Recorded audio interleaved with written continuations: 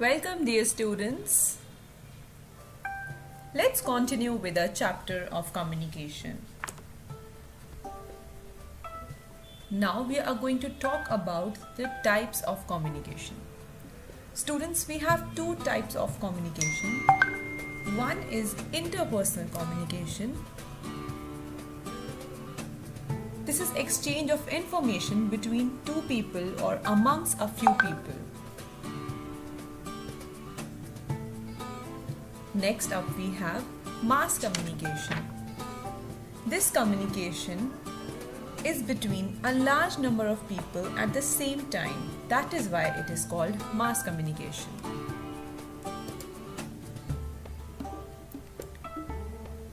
Let's talk about interpersonal communication and its types. First up we have post office. For example, when we exchange letters with one another, this is a kind of interpersonal communication. Next we have a telegraph. It is a device used for transmitting and receiving messages over long distance in a short duration of time. Next is telephone. Students, we all have been using telephones in our daily lives. In the year 1876, Alexander Graham Bell invented the telephone. We do a one-on-one conversation through this device and hence it is an interpersonal communication. Next up we have the fax machine. It is used mostly in the offices. It is a device attached to the telephone.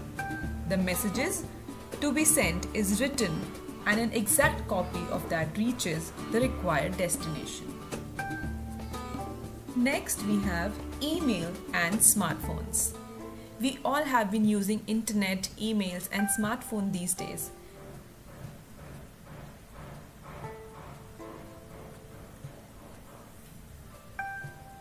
With the development in technology, it has made us come even closer, and this is also a type of interpersonal communication.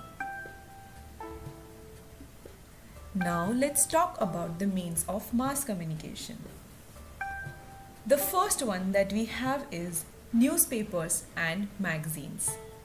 It reaches a large number of people at a single time, hence it is a means of mass communication.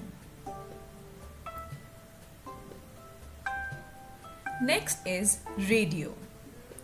We all listen to radios while we are traveling or we are at home. This voice reaches a large number of people at the same time. It was invented by Galileo Marconi.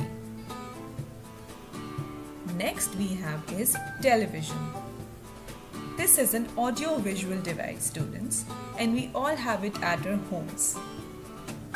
It was invented by John Logie Bates in England. Next we have is cinema. The movies that we go to watch.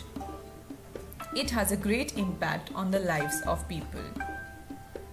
Through cinema, we can even educate the people. The next type is the internet. With the help of internet, we can reach a large number of people at a very short span of time or even at one time.